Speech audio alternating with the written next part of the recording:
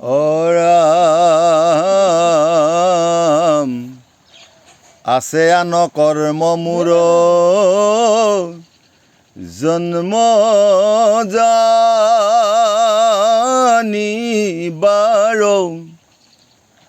শুনা পাৰ্থ যেন মতে ফল তাৰ মূৰ জন্ম কৰ্ম গুণ জিকাৰ নেহুৱে দৃঢ়মতি যাকে জানি সিও গতি পাৱে। মই যিটো নেজানো সেইটো তুমি কোৱাটোকে যদি মই দেহৰ বিশ্বাস কৰি পেলাই যদি জ্ঞান লওঁ তেতিয়াহ'লে তেওঁ গতি পাবই। কাম ক্ৰোধ লোভ মোহ এৰিলে ভয় মৈষে পৰম প্ৰিয় কৰিলে আশ্ৰয় অহৰ্নিশে মানে মোকে চিন্তে নিৰন্তৰ এহি জ্ঞান পুত হৈয়া তৰিল বিস্ত পাৰ্থে বোলে মুখ্যে যদি মহাফল তাক এৰি কেন লোকে স্বৰ্গ কবাঞ্চয়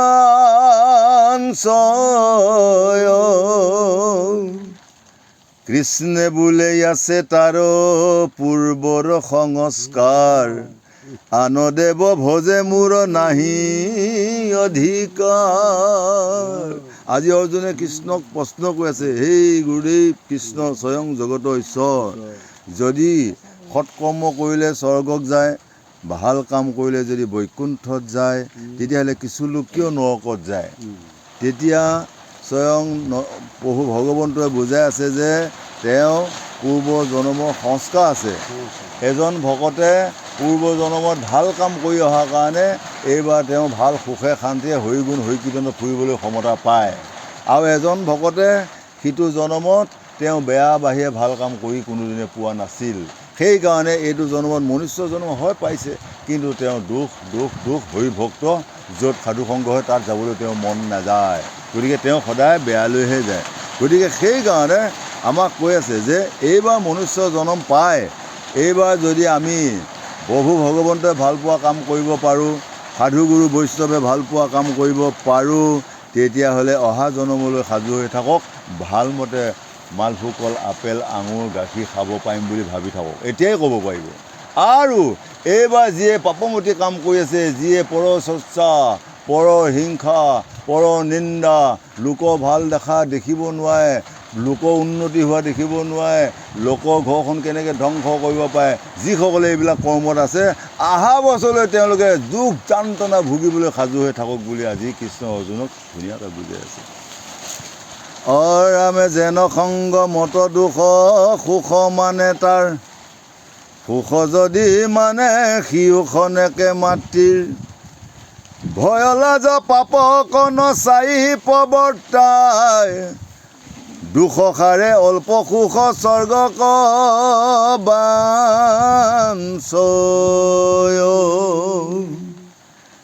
ইন্দ্ৰ চন্দ্ৰ আদি দেৱ যতে কপূজয় তাৰো ফল দাতা মই জানিবা নিশ্চয়। আজি আমি ভকতসকলে কি কওঁ? আমি অন্য দেৱ দেৱতাক পূজা কৰি থাকোঁ, অন্য দেৱ দেৱতাক পূজা কৰি আকৌ ভগৱন্তক আমি তাৰ ফল বিচাৰোঁ। কিন্তু ভগৱানে কৈ আছে যদি অন্য দেৱ দেৱতাক পূজা কৰে তেতিয়াহ'লে ভগৱান তাত সন্তুষ্ট নহয়, তেওঁক ভগৱানকে আমি পূজা সেৱা কৰিব লাগিব। ভগৱানৰ বাহিৰে আৰু আমাক ফল দাতা হিচাপে দিওঁতা ৰখোৱা কৰা গৰাকী আৰু কোনো নাই। সেইকাৰণে আমি সাধু গুৰু বৈষ্ণৱসকলে কি কৰিব লাগিব? এক কৃষ্ণ চৰণত যদি আমি সেৱা পূজা কৰিব পাৰোঁ তেতিয়াহ'লে সেই ফল আমি ভোগ কৰিব পাৰিম। আৰু যদি আমি তেওঁক বিশ্বাস নকৰি আজি অমুকক পুজিছোঁ কালি তমুকক পুজিছোঁ যদি বিভিন্ন মতে আমি পূজা সেৱা কৰি থাকোঁ সেই ফলত সেই সেৱাত প্ৰভু ভগৱন্ত সন্তুষ্ট নহয় বুলি আমাক আজি ধুনীয়াকৈ কৈ আছে।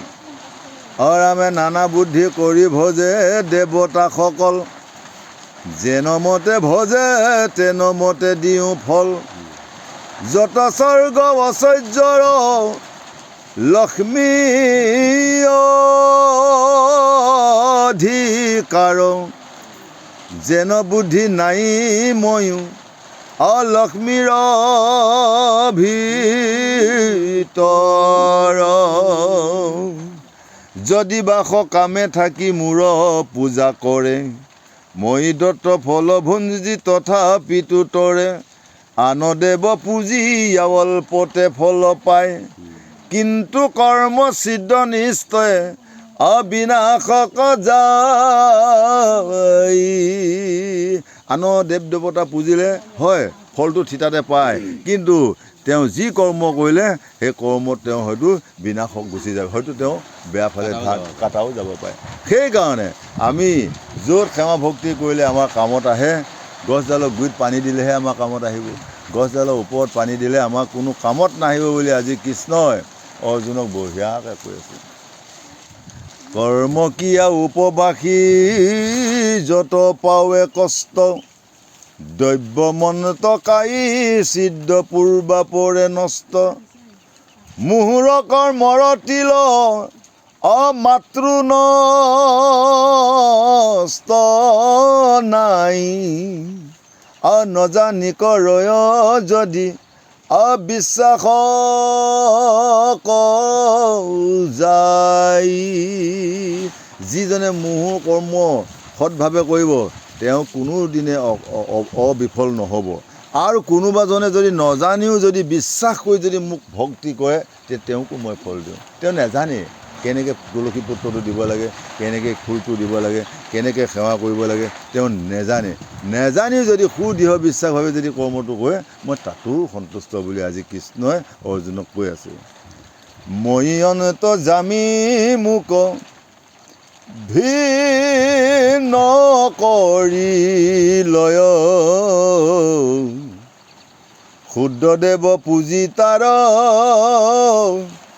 শুদ্ধ ফল হয় পাৰ্থে বোলে কৃষ্ণ তুমি অসবাহাতো সম তথাপি কৰিলা কিয় অকৰ্মত বিষম।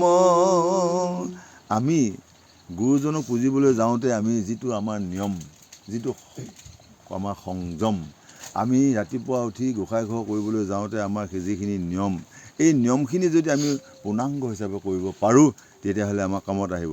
এজন গুৰুক আমি গুৰু মানি শুশ্ৰূষা কৰি আমি যদি ঠিকমতে কৰিব পাৰোঁ তেতিয়া কামত আহিব। আৰু যদি মোৰ কৰ্ম ভুল হৈ যায়, সদায় মই ভুলে কৰি থাকোঁ, তেতিয়াহ'লে তাত কি হৈ যাব, কৰ্মত বিষম হৈ যাব। তেতিয়া তেওঁ যিমানে ভক্তি কৰি নাথাকক কামত নাহিব বুলি কৈছে। কাৰণ যিজন ভক্তই জানে যে এইটো কাম কৰিলে বেয়া, এইটো কাম কৰিলে ভাল, যদি জানি বুজিও যদি বেয়াটোতে সদায় লিপ্ত হৈ যায় সেইজন ভকত অধোগতি যায়। আৰু যিজনে জানি বুজি সদায় ভালকে কৰি থাকে তেওঁ ঊৰ্ধ্বগামী হয় বুলি আজি আমাক সুন্দৰকৈ বুজাই আছে। ঠিকেই আছে। তোমাৰ কোৱা কথাখিনিতে গুৰুক চুমন কৰিবলগীয়া হ'লে দেহ মুক্তি হয়, জীৱমুক্তি বিষ্ণুমুক্তি হ'ব। কিন্তু গুৰুক চুমন কৰিবলগীয়া হ'লে গুৰু বহু প্ৰকাৰ গুৰু, যেনে ধৰা মই নাজানাতো তোমাৰ পৰা মই জানিছোঁ তুমি এজন গুৰু, কিন্তু সেই গুৰু আচলতে গুৰু চৰণ চুই চৰণ সেৱা কৰি তেওঁৰ পৰা ভালটো লৈ পেলাই দুৰ্বাসনাটো কাটিবলগীয়া হ'লে এইটো তুমি এতিয়া ভাল কথা এটা কৈছা। তাৰমানে নিৰ্দিষ্ট এটাও মানে আমাৰ নিৰ্দিষ্ট যিখন আমাৰ এই ভাগৱত, এই জয় জগন্নাথ আমাৰ যিটো আমাৰ এই ভাণ্ড, এই বস্তুটোতো আমি ৰাতিপুৱা উঠাৰ পৰা গধূলালৈ 4টা যুগ বুলিছা। এই 4টা যুগত দুইজন ৰাধা কৃষ্ণৰ যুগলৈ যদি মানে আমাৰ সংসাৰখন চলে তেতিয়াহ'লে তেতিয়াহে শান্তি, তাৰমানে গুৰু চৰণ তেতিয়াহে গোপ পায়। এনেই আপোনাৰ ধৰি লওক তাত যদি বিজুতি হয় বিজুতি হয় তেতিয়াহ'লে সেইদিনাখন মানে কামত নাহিব। ৰামে পৱত্ৰক নিয়ামক তুমি সেই ঈশ্বৰ, কাকো অল্প ফল দিয়া কাহাকো বিস্তৰ। কৃষ্ণে বোলে সতৰ তম তিনি গুণ, সতীয় বৈশ্য শুদ্ধ জাতি আদিত ব্ৰাহ্মণ। শতগুণে ব্ৰাহ্মণ সতীয় ৰজুগুণে, বৈশ্য শুদ্ধ তমু গুণে জানিবা লক্ষণে। গতিকে আজি কৃষ্ণ অৰ্জুনক কৈ আছে যে 4টা জাতি, ব্ৰাহ্মণ ক্ষত্ৰিয় বৈশ্য শূদ্ৰ। এতিয়া শতগুণত কোন কোন আছে? ব্ৰাহ্মণ আৰু ক্ষত্ৰিয় হ'ল ৰজুগুণে, শতগুণে ব্ৰাহ্মণ, তাৰপৰা ক্ষত্ৰিয় হ'ল ৰজুগুণ, বৈশ্য শূদ্ৰ তমুগুণ জানিবা লক্ষণ। গতিকে ব্ৰাহ্মণ জাতিটো হ'ল শতগুণ আৰু ক্ষত্ৰিয়সকল কাক কয়? ৰজুগুণ, আৰু বৈশ্য আৰু শূদ্ৰ হ'ল তমুগুণ। গতিকে এই জাতি অনুসাৰে যেনে আজি ব্ৰাহ্মণ এজনৰ কৰ্ম কি? তেওঁলোকে বেদশাস্ত্ৰ পঢ়া, তেওঁলোক হ'ল শতগুণী। হয়, তেওঁলোকক যদি আমি দেখিবলৈ সেৱা এটা কৰিব পাৰোঁ আমাৰ কামত আহিব। হয়, তেওঁলোকক যদি আমি কিনো বুলি পেলাই যদি আমি অশ্ৰদ্ধা কৰোঁ তেতিয়া আমাৰ দুখ আহিব। সেইকাৰণে আমি সকলোকে সমভাৱে যদি আমি সেৱা ভক্তি কৰিব পাৰোঁ তেতিয়াহ'লে আমাৰ কামত আহিব। সত ৰজ তম 3টা গুণ। এতিয়া 3টা গুণৰ 3টা আকাৰত আপোনাৰ সৎটোকে প্ৰধান কৰি থৈ দিছে। এতিয়া সৎ কৰ্ম কৰিলে প্ৰভু ভগৱন্তক পায়, আৰু অসৎ কৰ্ম কৰিলে অসৎৰ মাধ্যমে মানুহ কি হয়? বিপদত পৰে। হয়, আজি মই এটা মিছা কথা ক'বলৈ গ'লে কি হৈ যায়? 100টা মিছা কথা কৈ যাব লাগিব। হয়, আকৌ মিছাই কৈ মিছা কৰোঁতে কতটা কথা কৈ থাকিবা। উদাহৰণ মিছা কথা এটা মই তোমাক ক'লোঁ, তুমি আকৌ এওঁক কোৱাৰ লগতে তুমি তাতে আগ এডাল লগাই দিয়া, তাতে আকৌ মানে সেইটো বাঢ়ি গৈ আছে। তাৰমানে মানুহৰ মুখত গৈ এনেকুৱা মাছ এটা একেবাৰে এইডাল। সেইকাৰণে এখন গাঁৱত এগৰাকী মানুহে মানে জাকৈ মাৰি পেলাই সৰুকৈ এটা ধৰি লওক শ'ল মাছ পালে, তাই আনি ঘৰত দিলে। আহি তেওঁলোকৰ ঘৰতে আকৌ এগৰাকী মানুহ বহি আছিলে। ঐ দেহি কি পালি ঐ? বোলে শ'ল পোৱালি এটা পাছ আৰু জখাটোৱে একেবাৰে ডাঙৰ হ'লেই। তাই যাই পেলাই এঘৰত ক'লেগৈ নহয়, কৈছে অমুকাই একেবাৰে চাউনৰ ঘৰতে জাকৈ মাৰি জখা শ'ল মাছ এটা আনিছিলে, কিমান দূৰ? এই ইমান দূৰ। সেইগৰাকীয়ে যাই পেলাই আৰু এঘৰত যাই পেলাই কৈছেগৈ, একে অমুকা ঘৰত এই ডাঙৰ শ'ল এটা পাইছে, ঐ খাবই পাৰিব দেখিনে, ঘৰখনে খাই দুঘৰক দিবাহে পাৰিব। এনেকৈ কওঁতে এনেকুৱা শ'ল পোৱালিতে যায় একেবাৰে এইডাল। ঠিক তেনেকৈ আমাৰ কথাবিলাক এইখিনিতে এটা কোৱাৰ লগে লগে বহল হৈ গৈ সেই প্ৰভু ধুলৰ কোব নাযায় য'ত, অথৰ কোব যায় ত'ত। গতিকে সাৱধান। গতিকে সকলো সময়তে সকলো বস্তু এটা বান্ধন আছে। সেই বান্ধন মানে সেই এটা বাক্য বান আছে, সীমা আছে। এই সীমা মতে ভকত বৈষ্ণৱ থাকিলেহে সকলো কথাবোৰ শান্তি পাব বুলি আমাক কৈ আছে। ৰামে গুণয়নু কমে কৰ্ম কৰয় সকল, গুণৰ প্ৰভাৱে নিশ্চয় উচ্চ হৈ ফল। চজু পালো সংহাৰো ময়তি লোক, তথাপিতো কৰ্ম পাতে নপাৱয় মোক। কৰিও অকৰ্তা মোক যিটো জানে ভালে, তাক কৰ্ম বন্ধ নপাৱয় একো কালে। মুমুক্ষে সকলে কৰ্ম কৰিলে পূৰ্বত, তাৰ কৰ্ম বন্ধ এৰাইলা জানি তত। কিন্তু কৰ্ম কৰিলে কওঁ এৰি অহংকাৰ, এহিমতে বিস্তৰ যে তৰল সংসাৰ। লোক পৰম্পৰা তুমি কৰ্ম নকৰিবা, যিজনে জানয় তত্ৰ উপদেশ লৈবা কৃষ্ণ অৰ্জুনক কৈছে হেৰা জানাজনৰ অঁ তুমি আচৰি লোৱা তুমি নাজানা এজনৰ কথা দেখি লোক বাটত নাঙল নাচাচিবা লোকৰ কথা নুশুনিবা তুমি নাজানা এজনে কোৱা কথাটোকে সিও বুলি নল'বা যিজন জানা সেইজনৰ পৰা তুমি উপদেশ ল'বা যেনে গুৰুৰ ওচৰত গৈ উপদেশ ল'বা তুমি তৰি যাবা এই বুলি আজি আমাক কৃষ্ণই অৰ্জুনক কৈ আছে কৰ্মা কৰ্ম বিকৰ্ম যে এইটি নিমত পণ্ডিত হুয় মোহ নজানিয়াত পাৰ্থে বোলে কৰ্ম ৰজে কিবা আছে মৰ্ম লোকে যে বেপাৰ কৰে তাৰ নাম কৰ্ম গতিকে কৰ্মৰ তিনিটা ভাগ কৰ্ম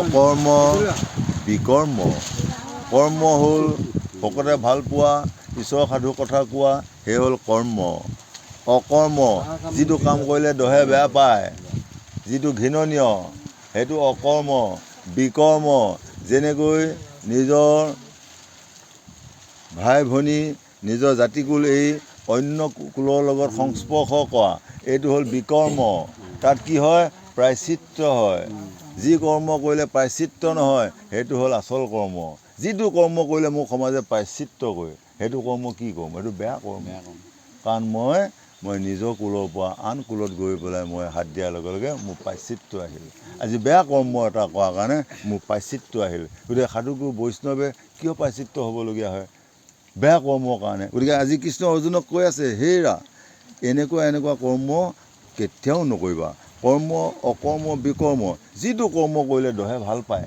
যিটো কৰ্ম কৰিলে দহে বঢ়িয়া কৰে সেই কৰ্মটোহে কৰা আৰু যিটো কৰ্ম কৰিলে মোক আকৌ সমাজ আনি পেলাই প্ৰায়চিত্ৰ কৰে তাৰমানে ইমান বেয়া কাম হয়নে সেইবিলাক কামত গ'লে আমাৰ কি হ'ব সেইটো আমাৰ দুৰ্ঘোৰ অপৰাধ হ'ব সেইটো কেলেংকা সেইটো কথা মই নমোৱালৈ ৰৈ থাকিব এইটো এনেকুৱা প্ৰায়চিত্ৰ কৰিছে ৰাইজে হয় এতিয়া এই কেলেংকাৰ পৰা বাচি থাকিবৰ কাৰণে আমি এক সাধু সংগ হৰি গুণ হৰি কীৰ্তন ভকতে পোৱা ভাল পোৱা কাম যদি আমি কৰি যাব পাৰোঁ তেতিয়াহ'লে সকলোৱে আপোনাক সন্মান কৰিব শ্ৰীবৃদ্ধি বাঢ়ি গৈ থাকিব ৰামে কৃষ্ণে বোলে তিনিটো আশয় বুজিবাক কৰ্ম কথা বিকৰ্ম বুজিয়া কহে যাক সেই গোট কৰ্ম বেদ শাস্ত্ৰ যাক কহে অকৰ্ম কৰি তাক নকৰিলে কহে ৰামে যি গোট বিকৰ্ম তাত হৈ পায় চিত্ৰ ইহাৰত তক কহু নপাৰে বুজিত যাক জানি সংসাৰয়া পদতৰে পুন তাহাৰ ৰহস্য কহু শুনিও অৰ্জুন বেদে কহে বুলি কৰ্ম কৰে সৰ্বনৰ কিন্তু নুবুজয় অৰ্থ বেদৰ বাক্য স্বৰূপত বেদ কৰ্ম ফল ত্যাগ কৰে অল্প সুখ মাত্ৰ কিহ অলোভ পলু ভাবে ৰাম যেন শিশু ভাল মন্দ নাহি তত্ৰ বোধ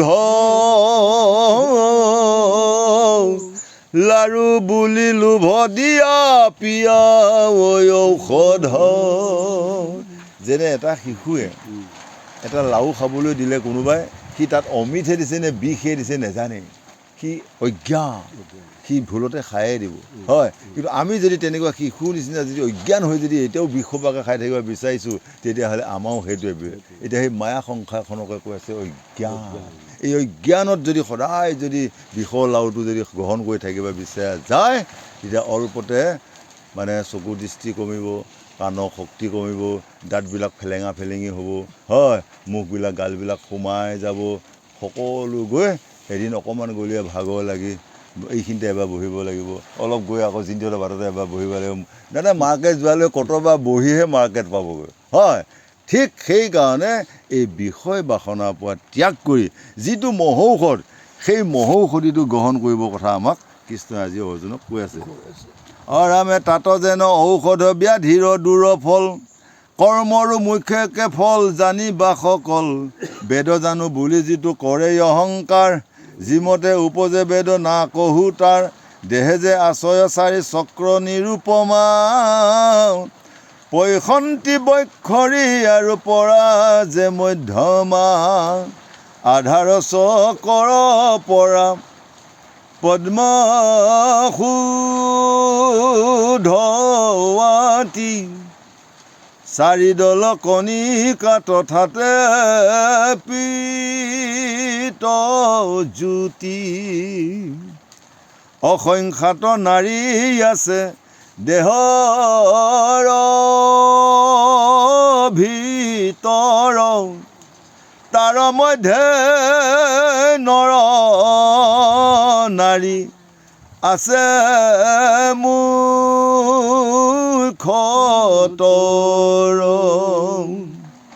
এই নৰৰো মধ্যতে তিনি নাৰী অনুপাম, ইৰাজে পিংগলা আৰু সুষম নাজে নাম। আমাৰ দেহটোত বহুত শিৰা উপশিৰা ভৰি আছে, বহুত নাৰী, কিন্তু সেই নাৰীক আমাক কি কৰিলে, তিনিডাল নাৰীহে হ'ল মূল নাৰী কৰিছে, ইৰা পিঙলা সুষমা।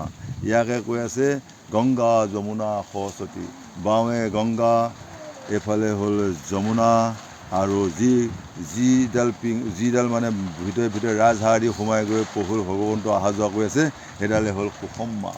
সুষমাক কি কৈ আছে, সৰস্বতী নদী, গংগা যমুনা সৰস্বতী, এই তিনিখন নদী তিনিধাৰা হৈ আছে। গতিকে এই গংগা যমুনা আপোনালোকে সদায় লক্ষ্য কৰিব, আপোনালোকে যেতিয়া যাত্ৰা কৰিব নাককেইটা চাব, গংগা দিগি শ্বাসটো আহি আছেনে যমুনা দিগি গৈ আছে। আপোনালোকে এনেকৈ চালে গম পাব কোনোবা এটা সময়ত এইফালে শ্বাস প্ৰশ্বাস চলে, এটা সময় এইটো বন্ধ হৈ এইফালে আহে, চাব লক্ষ্য কৰিব। যোনফালে আপোনাৰ শ্বাস প্ৰশ্বাসটো চলি আছে সেইখন ভৰি আগুৱাই দি পেলাই যাত্ৰা কৰি আহক।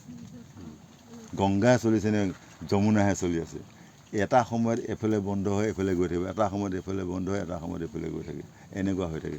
গতিকে এই গংগা যমুনা এই তিনি নাৰী যি প্ৰভু ভগৱন্তই অহৰ্নিশে এডাল চুলিক 10টা ভাগ কৰিবলৈ যিটো অংগ হয়, সেইটো হ'ল সূক্ষ্ম ৰূপ। এই সূক্ষ্ম ৰূপে পৃথিৱীৰ সুষমা নাৰী দি প্ৰভু ভগৱন্তই অহা যোৱা কৰি গকুলত মানে প্ৰভু ভগৱন্তৰ লগত মানে ৰাধাসকলে মানে তাতে বৃন্দাবন বনাই তাতে মানে ৰাসক্ৰিয়া কৰি থাকে, হয়। সেই গকুল বৃন্দাবন, সেই গকুল বৃন্দাবনক আমি যদি গুৰুমুখে তত্ত্ব ধ্যান কৰি, এতিয়া গকুলখন মানে ক'ত থাকে আমাৰ দেহত, হয়।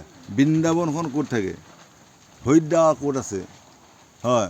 গতিকে এই হৰিদ্বাৰ হ'ল আপোনাৰ বৃন্দাবন, এইটো চিনি পাব লাগিব। হৰিদ্বাৰ হ'ল আপোনাৰ হৰিদ্বাৰ, হৰিদ্বাৰ হ'ল মুখখন, মুখখন হ'ল হৰিদ্বাৰ, হৰিদ্বাৰ তাৰমানে হৰি কথা কোৱা মুখ এইখন হৰিদ্বাৰ। আৰু হৰিদ্বাৰ সন্মুখত যদি জংঘল কিছুমান থাকেই, তেতিয়াহ'লে প্ৰভু ভগৱন্তই সেইখন দৰ্জা দিগি নাহে, হয় না। কোনটো দৰ্জা, হৰিদ্বাৰৰ ওচৰত কোনখন জংঘল, এইবিলাক যে আছে এইবিলাক হ'ল জংঘল। সেইকাৰণে সাধুগুৰু ভকতসকলে হৰিদ্বাৰৰ ওপৰত জংঘলবিলাক নাৰাখে, জংঘলবিলাক সদায় এইটো জংঘল, এইটো চাচি থাকিব। কয়া বোন যেনেকৈ আজি চাচিলে কালি আকৌ ওলাই, তেনেকুৱা কৰিব লাগে।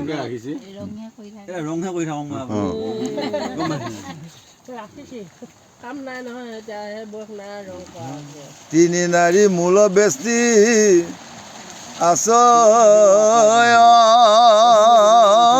কমল, আৰু তাৰ কণিকাত আছে জলৰ মণ্ডল। এই তিনি নাৰীক যি বেহী আছে তাৰ কণিকাত আছে আকৌ জলমণ্ডল এটা, য'ত আমাৰ জলটো স্থিতি হয়। পৃথিৱীখন যেনেকুৱা এই দেহটো এখন পৃথিৱী হৈ আছে, এই পৃথিৱীতে সকলো পোৱা যায়। সেইকাৰণে সেইকাৰণে আমি প্ৰভু ভগৱন্তৰ গুণানুকীৰ্তন কৰিবলৈ আমি গুৰুৰ উপদেশত যিখিনি আমি পাইছোঁ এইখিনি যদি আমি শুদ্ধভাৱে যদি কৰ্মখিনি কৰিব পৰা যায় জীৱ শান্তি হৈ যাব।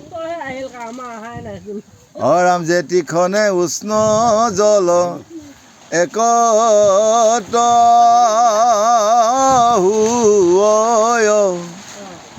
জলবনে সংযোগত বায়ু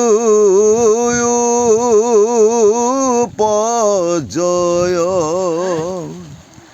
এই বায়ু বনি জল এক ঠাই যদি ঊৰ্ধকচ লয় পৈখন তিৰচক্ৰ ভেদী পৈখন তীৰ মধ্যে আছে সূৰ্যৰ মণ্ডল ৰক্তবৰ্ণ পদ্ম আছে দুই শৰ দল। ইয়াতে আমাক কৈছে জল আৰু বহনি যেতিয়া লগ হয় বায়ু উপজয়। জল আৰু বহনি লগ লাগি বায়ু হয়। বায়ু বহনি জল একঠাই হৈয়ে যদি ঊৰ্ধক চলে প্ৰশান্তি চক্ৰ ভেদী, যেতিয়া বায়ু চক্ৰ ভেদী যেতিয়া ওপৰলৈ যায় তেতিয়া প্ৰশান্তি চক্ৰ ভেদী প্ৰশান্তিৰ মধ্যে আছে সূৰ্যমণ্ডল। তেতিয়া তাত আছে দেহৰ মাজত সূৰ্যমণ্ডল। ৰক্তবৰ্ণ পদ্ম আছে দুই শৰদল তাৰকণিকতা পায়া বায়ু বহনি জ্বলে তিনি মূলে বুধ লৈয়া ঊৰ্ধে চলে। এই দেহৰ ভিতৰত যিটো সূৰ্যমণ্ডল আছে যিয়ে ভিতৰখন পৰিষ্কাৰ কৰি পোহৰ কৰি আছে তাতোতো এটা পোহৰ হৈ আছে, নহ'লে অন্ধকাৰটো তেওঁলোকে নাথাকিব নহয়। বাহিৰৰ জগতো যেনেকৈ পোহৰ হৈছে ভিতৰৰ জগতখনতো তেনেকুৱা পোহৰ, তাতো এজন সূৰ্যদয় পোহৰ হৈ আছে। সেই সূৰ্যৰ পোহৰত কি কৰি আছে তাত ক'ত কেনেকৈ কোন আছে তাত মানে বিৰাজ হৈ আছে। গতিকে সেইবিলাক কথা আমি যদি গুৰুমুখে জানি সেই কৰ্ম কৰিব পাৰোঁ তেতিয়াহ'লে আমি আত্মাক গতি দিব পৰা যায় বুলি আজি কৃষ্ণ অৰ্জুনক বঢ়িয়াকৈ বুজাই আছে। বাহিৰা জগতখনতকৈ এই ভিতৰুৱা আমাৰ জগতখনক বেছি মানে ধৰি লওক গুৰুত্ব দিব লাগে।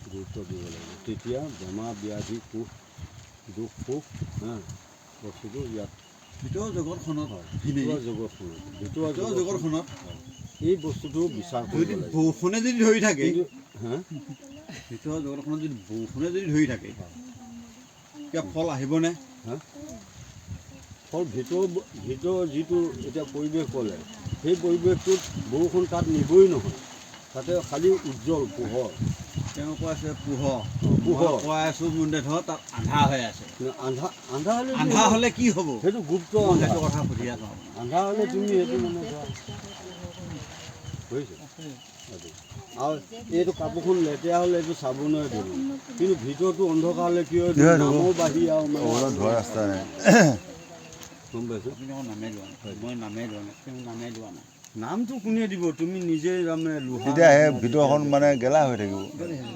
হয় বিনা মদ ভাং খোৱা বিড়ি চিগাৰেট খোৱা শিখৰ খোৱা নহয়নি?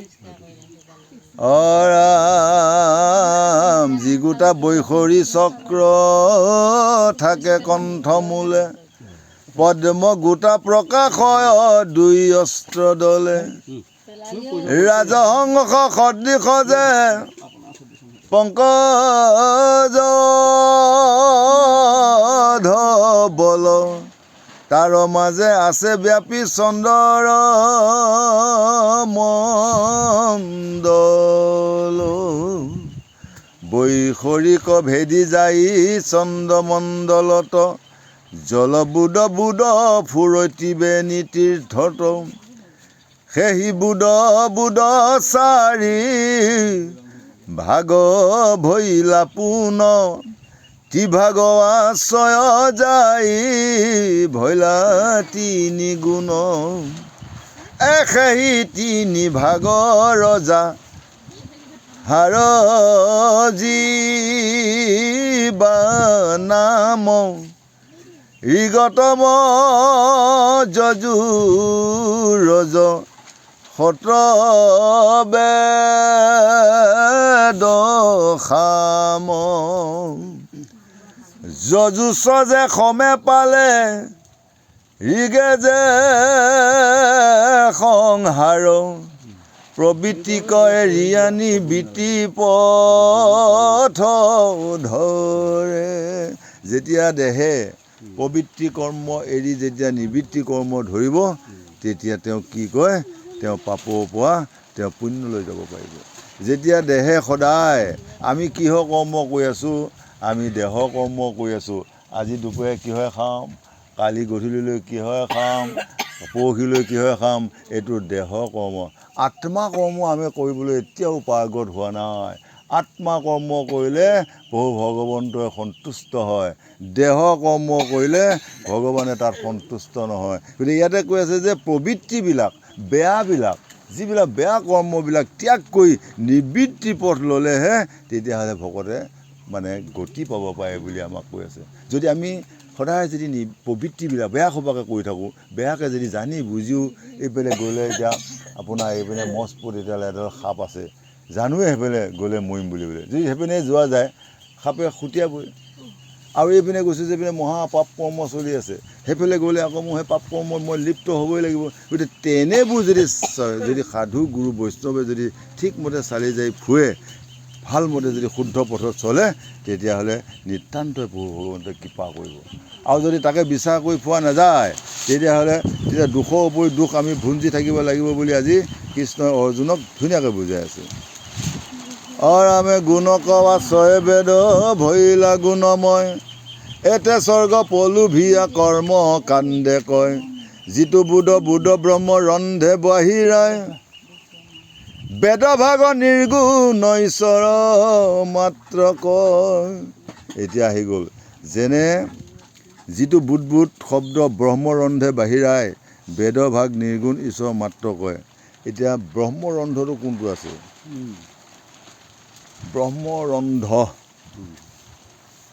ব্ৰহ্মৰন্ধ দেহৰ ভিতৰত এই যিটো তালুকাখন, যিটো কথা কওঁকৈ তালু এখন আছে নহয়, আৰু সেইটো হ'ল ব্ৰহ্মৰন্ধ, গোলোক ধাম। সেইখনে হ'ল গোলোক ধাম। গোলোক এই ব্ৰহ্ম তালুৱে হ'ল গোলোক ধাম।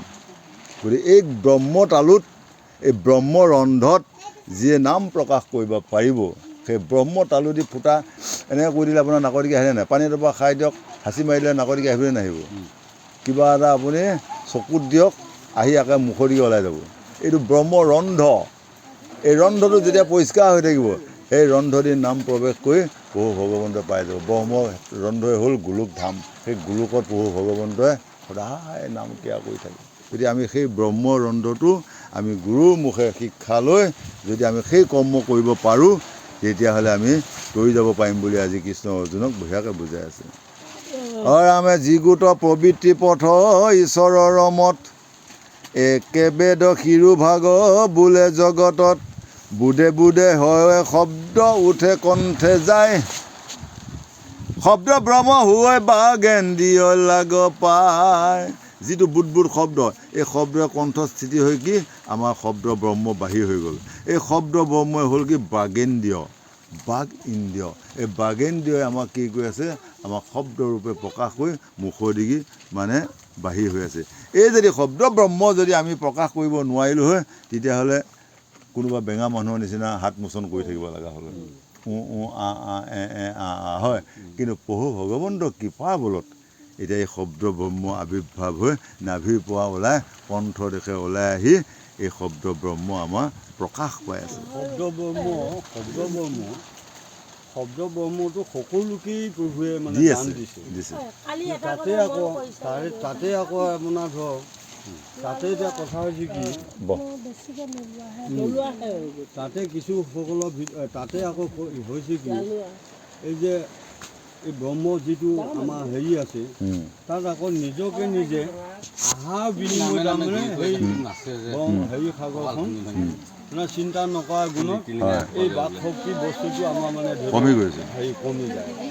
তেনেকৈ ধৰা যেনে আগত বুজি নাপাইছিলোঁ, আগতে বুজি নাপাইছিলোঁ, জ্বৰ চিলিং চিধি খাই থাকোঁগৈ ন, এতিয়া ভাই একে নদী শুকাই গ'ল আৰু শুকাই গ'ল শুকাই গ'ল এতিয়া আকৌ ভাই সেইটো বাদ দিয়াতে এতিয়া কি হ'ল এনি টাইম মানে ৰসময় তাৰমানে হয় হয় হা বস্তুটো মানে তেনেকৈ ৰাম ঈশ্বৰ মুখৰ বাণী যত বেদ ছয় সিকাৰণে শব্দ ব্ৰহ্ম জগতে ঘোষয় এই জাক বোলে মুনি তিনি কাল কি জানে ভূত ভৱিষ্যত আৰু বৰ্তমানে জানে যিসকল মহামুনি তেওঁলোকে ভূত ভৱিষ্যত বৰ্তমান তেওঁলোকে সকলো জানে আৰু তেওঁলোকৰ নিচিনা মহা যোগী ঋষিসকলৰ কাৰণে আজি পৃথিৱীত ধৰ্ম স্থাপন হৈ আছে অধৰ্মক মানে দূৰ কৰি আছে গতিকে আমিও যদি পৃথিৱীত মনুষ্য জন্ম লৈ যদি ভাল দিশে আমি কৰ্ম কৰিব পাৰোঁ তেতিয়াহ'লে প্ৰভু ভগৱন্তে আমাক কৃপা কৰিব বুলি কৈ আছোঁ আৰু আমি যদি বোলা বেদৰ থৰ নজানয় ভেদ যেন আকাশৰ পুষ্প সেই মত বেদ স্বৰূপত কহো বেদ তাত যত সেই সেবে দৈজ্ঞ জানে মহাভাগৱত ভাগৱত মত লয়া জানিবে সকলে এবে কহো কৰ্ময় কৰ্মক যাক বোলে আজি কৃষ্ণ অৰ্জুনক কৈ আছে হে অৰ্জুন ভাগৱতৰ মত লয়া সকলো কৰ্ম কৰা ভাগৱতত কি আছে ভাল কৰ্মটো আছে অন্যৰ কি আছে বেয়া কৰ্মটো আছে গতিকে তুমি যদি ভাগৱত শাস্ত্ৰখন অধ্যয়ন কৰা গীতাখন যদি অধ্যয়ন কৰা ভাগৱতৰ কৰ্ম যদি কৰা তেতিয়াহ'লে কৰ্মটো কি অকৰ্মটো কি বুজি পাবা কৰ্ম কাক বোলে অকৰ্ম কাক বোলে বেয়াটোকে অকৰ্ম বুলি কৈছে ভালটো কৰ্ম বুলি কৈ আছে আজি পৰতি এজনী হৰণ কৰি অনাটোক অকৰ্ম বুলি কৈ আছে হয় ভালভাৱে চাই পেলাই নিজৰ কুলৰে এজনী আনি বিয়া বাৰু কৰাটো সেইটো এটা কৰ্ম কিন্তু যদি মই নিজৰ ধৰ্ম এৰি পেলাই যদি অন্য এটা কৰ্ম কৰিবলৈ অন্য এটা ধৰ্মৰ পৰা যদি লৈ আহিলোঁ সেইটো হ'ল একেবাৰে অকৰ্ম আৰু মোৰ যদি বংশতে এগৰাকী মই যদি ছোৱালী যদি আনি পেলাই থৈ দিছোঁ আহি সেইটো হ'ল অকৰ্ম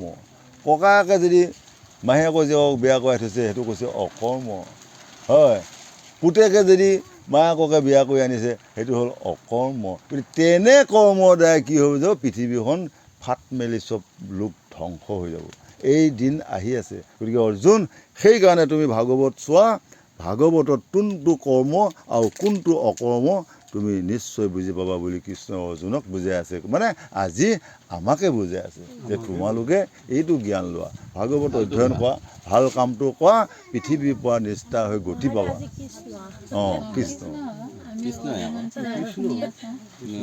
এইটো শুনা আন দেৱ দেৱী পূজে কৰে যে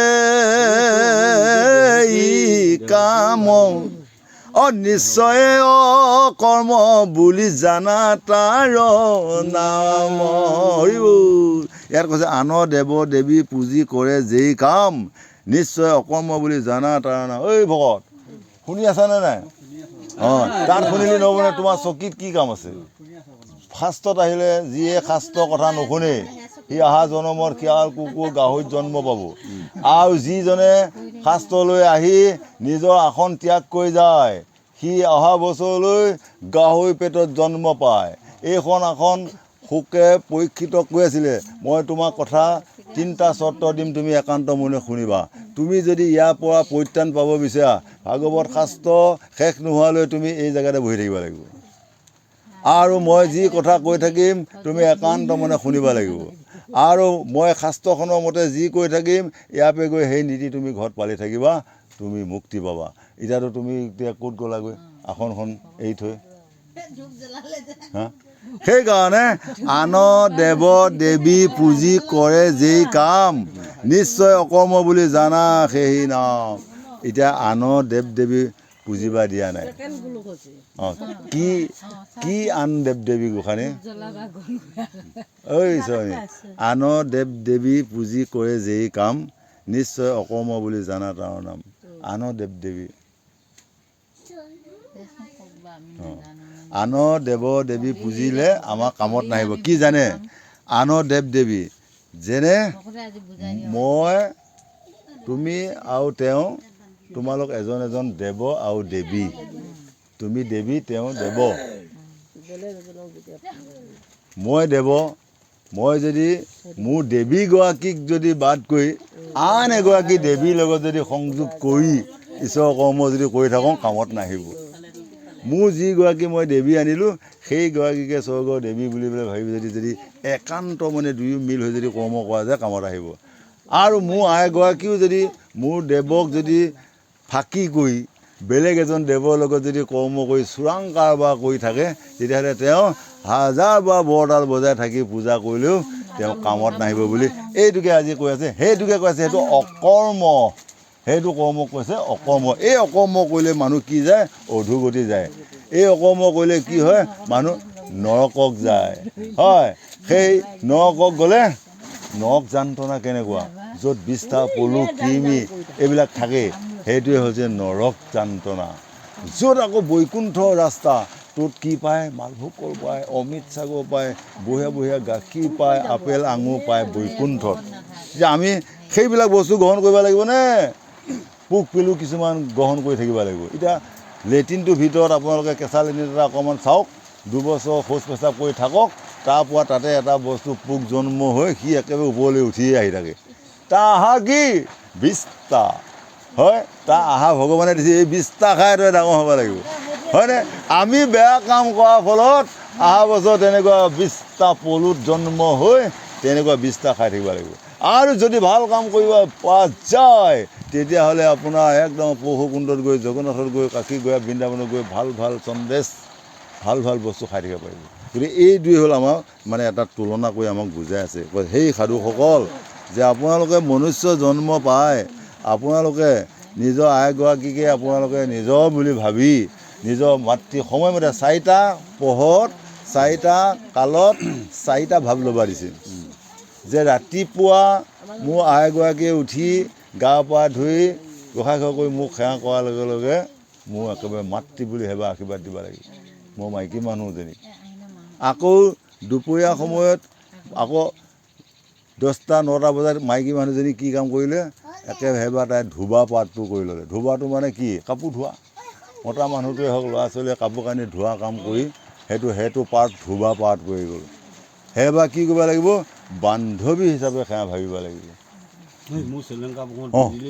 বঢ়িয়া হ'ব, এইটো তেওঁ আয়ত্ব কৰিব সেইটো। তাৰপিছতে শান্তি যেতিয়া আকৌ দুপৰীয়া বঢ়িয়াকৈ ভাত বনাই যেতিয়া দিব আহি, তেতিয়া আকৌ মই ভাবিব লাগিব, আৰু মই আইগৰাকী মাতৃগৰাকী ভাত দিলে আহি, মাতৃ বুলি আশীৰ্বাদ এটা দিব লাগিব। হয়, এই 3টা পোহৰ গ'ল। আৰু যেতিয়া ৰাতি শোৱা বিচনাত যেতিয়া উঠিব, তেতিয়াহে মোৰ অৰ্ধাংগিনী ভাৱটো ল'ব লাগিব। তেতিয়া সেইজন পুৰুষ প্ৰকৃতি তৰি যাব পাৰিব। আৰু যদি তাকে নাভাবি যদি ৰাতিপুৱা গধূলালৈকে যদি সদায় প্ৰকৃতি বা অৰ্ধাংগিনী বা মোৰ ভাৰ্যা বুলি যদি ব্যৱহাৰ কৰি থকা যায়, তেতিয়াহ'লে অধোগতি যায়। বুজিছেনে কথাটো ভকত? কৃষ্ণ।